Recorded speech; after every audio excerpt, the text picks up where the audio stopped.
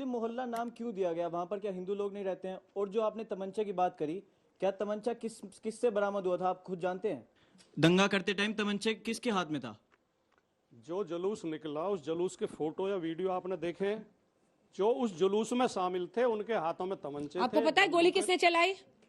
हाँ, यूसुफ शेख उर्फ सोनू चिकना। वो दोषी है। क्या बात हम करते उसका हैं बचाव सर? थोड़ी कर रहे हैं। वो तो अंजना जी, लेकिन उसका सवाल जो है, सवाल तो सुनिए ना, उस लड़के का सवाल गोली चलाई वो भी दोषी है, जिसने छत से पत्थर फेंके वो भी दोषी है। लेकिन जहां से जो गोली उड़ा रहा था वो भी दोषी है। आगे बढ़े उससे पहले 30 सेकंड चाहता हूँ अंजना जी, आपसे इंटेलिजेंस आता हूँ, क्योंकि मैं छोटा भी हूं सबसे पैनल में और क्योंकि ये बहुत महत्वपूर्ण बात है, मैं आपको बताना चाहता हूँ। देखिए, दंगाई का धर्म नहीं होता, आतंक का धर्म नहीं होता, इलाके का धर्म सेक्युलर देश में मुसलमान मोहल्ला होता है जहां से एनओसी लेनी पड़ेगी कि हिंदू अपना शांतिपूर्वक एक यात्रा ले जाए। और मैं आपसे कहता हूं कि इलीगल यात्रा थी, मान लेते इलीगल थी, उस पर कार्रवाई हुई। उन्होंने मेरी बात सुन लीजिए अंजना जी, बहुत महत्वपूर्ण बात करना है। वो उन्होंने नारे भी लगाए जो इनको भड़काऊ लगे, वैसे तो इनको जय श्री राम भी भड़काऊ लगता है, पर मेरे पास, मैं वीडियो चला नहीं सकता, बहुत भड़काऊ है ये कई मंदिरों में। और मेरे पास एक नहीं, आपके पास एक होगी तो मेरे पास 15 ऐसी वीडियो है जहां पर मुस्लिम भीड़ ने मंदिरों के पास से ऐसे उनका बदला ले रहे हैं। नहीं, बदला नहीं ले रहे। जहां मुस्लिम मैं आपको बता रहा हूं, आप उनका बदला ले रहे हैं। अपनी बात पूरी कर रहा हूं, मैं गंभीर बात कर रहा हूं, एक गंभीर बात कर रहा हूं, एक गंभीर बात कर रहा हूं, एक गंभीर बात कर मोहल्ले का नाम वहां पे। हाँ, तो आपने तो बिजली बांट दी हिंदू मुसलमान में, ये तो बिजली बांट के फिर रहे हैं। ये हमारे देश को मुझे बात करना चाहिए अंजना जी, मेरी बात अधूरी रह पूरी हो जाएगी, मेरी बात हो जाएगी, पूरी हो जाएगी। तो ऐसे नारे लगाते हैं कि दीन के हम सिपाही है, बुलाओ के अली को, ऐसे नारे उनके भी लगते हैं। पर मुझे एक बात बताइए, कभी कोई कश्मीरी हिंदू 32 साल से प्रताड़ित है, वो क्यों बंदूक नहीं उठाता? कभी कोई हिंदू के मंदिर से कभी कोई पथराव क्यों नहीं होता? और ये अगर इनको पता था, ये इनको एडवांस में पता चल गया कि 6:30 बजे ये तीसरी यात्रा जो अवैध है वो जाएगी, तो मैं अपने छतों पे पत्थर रख दूं, मैं अपने छतों पे तमंचा रख दूं, ताकि ये अवैध यात्रा जब जाएगी तब मैं चला दूं। ये कौन सा लॉजिक हुआ? ये जस्टिफाई करने का एक्शन का रिएक्शन, अगर ये एक्शन रिएक्शन वाली राजनीति करनी है, ना, अगर ये एक्शन रिएक्शन वाला करना है तो भाई साहब फिर जवाब इसका दीजिए कि गुजरात से पहले गोधरा भी हुआ था और गोधरा में 60 हमारे संत मारे गए थे, तो क्या एक्शन रिएक्शन के नाम पे उसको जस्टिफाई करेंगे? ये एक्शन रिएक्शन नहीं हो सकता जस्टिफाई। जवाब सुन लीजिए, सुन लीजिए, नहीं सुनेंगे जवाब। इन्होंने कहा जवाब सुन लो भैया, इतना लंबा सवाल नहीं हुआ करता। अरे सवाल नहीं, आपका चेहरा दिखा रहा हूँ, हो गया सवाल, आपका अंदर भी आपका चेहरा दिखाता हूँ, मुझे बोलने दीजिए 5 सेकंड। इन्होंने कहा, इतनी गैर जिम्मेदारी की बात इन्होंने कि सत्तारूढ़ पार्टी के प्रवक्ता है ये, कह रहे परमिशन नहीं होनी चाहिए, कोई परमिशन की जरूरत नहीं है। योगी आदित्यनाथ परमिशन नहीं होगी तो उसका मतलब आप तमंचा चलाएंगे। सुन लीजिए, परमिशन नहीं होगी, कल आपने बिना परमिशन कोई मार्च निकाल दी योगी अधिकारों के लिए, तो आप पर तमंचा चलेगा, आप पर पत्थर चलेगा। और ये छतों पर इनकी तलवार शहजाद जी करोगे, चिल्लाओगे क्या? छतों पर इनके जवाब तो सुन लो, प्लीज जवाब तो सुन लो, जवाब तो सुन। सवाल हो गया, आप लोग तैयारी करके, अरे जवाब तो सुन लो, तैयारी करके, अरे नहीं आते हम तो सुन तो लो, बिना तैयारी के बहुत है। हर दंगाई को बचाना है, हिंदू को दंगाई बताना है, नहीं सुनोगे, जवाब नहीं सुनोगे। अंजना जी, दंगाई अच्छा लगता है। जवाब सुनिए पार्टी। योगी आदित्यनाथ ने कल ही सर्कुलर जारी किया कि कोई भी जुलूस, कोई भी धार्मिक यात्रा बिना इजाजत के नहीं निकलेगी, रूट तय किया जाएगा, हिंसा उकसाऊ नारे नहीं लगाए जाएंगे। तो योगी आदित्यनाथ गलत हैं, आप सही हो। आप कह रहे हो कि अगर कोई नहीं किया निकालता है बिना परमिशन के यात्रा निकालना गैर कानूनी है कि नहीं है, ये बताइए ना। आप बिना परमिशन के आपको तो आज योगी जी भी अच्छे लग रहे हैं। हाँ, अच्छी बात है। सवाल बदल रहा है क्या पार्टी? सब अच्छे लगते हैं, हमें ये भी अच्छे लगते हैं, ये भी हमारे भाई। सवाल लेते मेरा सवाल सबसे है, जैसे बच्चों को पढ़ाया जाता है कि सब साथ में रहो, इंडिया सेकुलर कंट्री है, पर अब तो ये दिख रहा है कि हिंदू अलग है, मुस्लिम अलग है। तो हम पहले वाली पढ़ाई माने या अब जो हम देख रही है ये यूथ ये माने कि हम हिंदू से दुश्मनी करें या मुसलमान से करें? आप ही से सवाल। मुझे एक बात बताइए आप ईमानदारी से कि एक आदेश निकला राजस्थान सरकार का कि बिजली दी जाएगी रोजेदारों को रमजान के समय पर, उस समय पर नवरात्र भी चल रहा था, आदेश नहीं निकाला गया।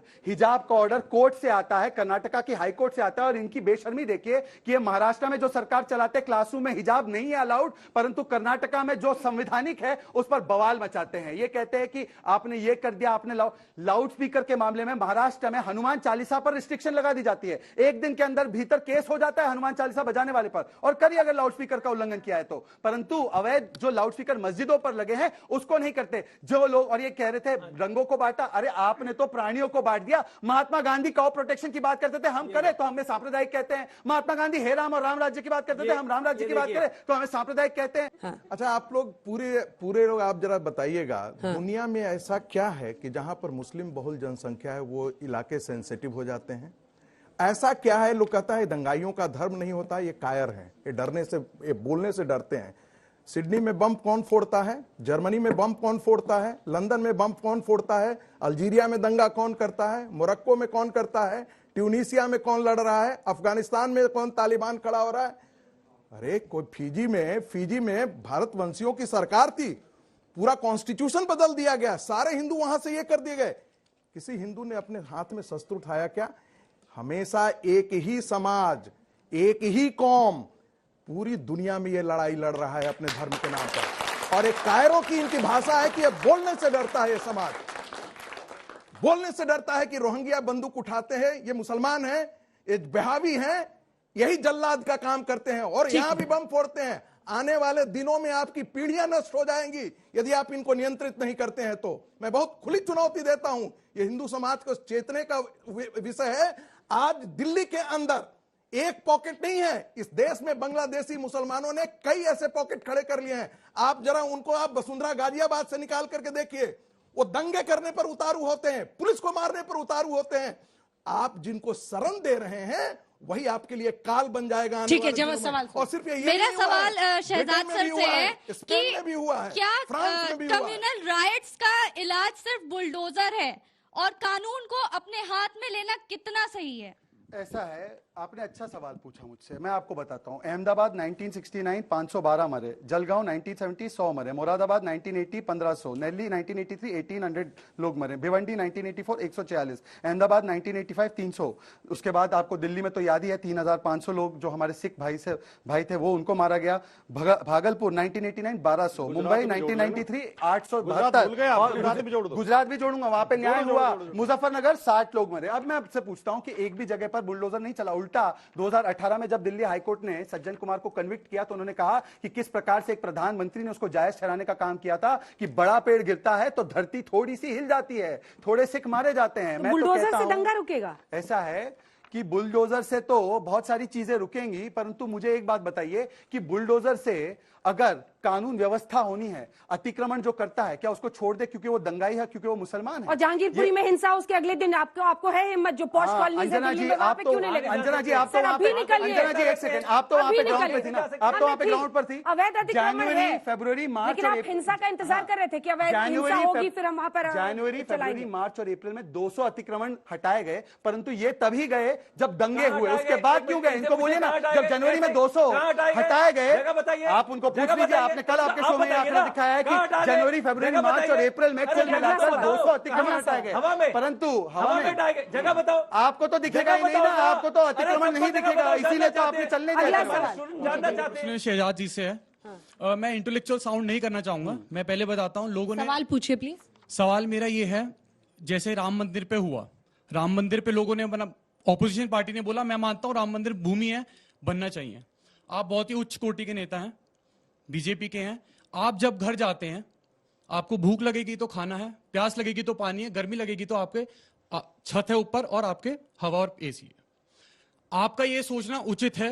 राम मंदिर, जो भारत का गरीब है, जब वो घर जाएगा तो वो ये सब नहीं सोचेगा। वो क्या सोचेगा कि बिजली हो, सर बिजली हो, ऊपर छत हो और अपने बच्चों का पेट पूरा कर सको। तो ये बात हमें पहले सोचनी चाहिए। सारी बात उचित है।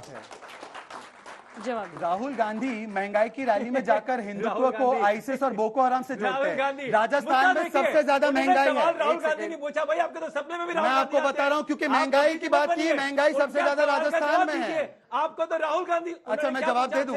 महंगाई बेरोजगारी इनका सिलेबस नहीं है, राहुल गांधी से जवाब दे देता हूँ। जवाब राहुल गांधी से नहीं, मैं आपको बता रहा हूँ। वो कह रहे हैं कि बिजली, सड़क, पानी, घर, नौकरी, ये चिंता होनी चाहिए ना।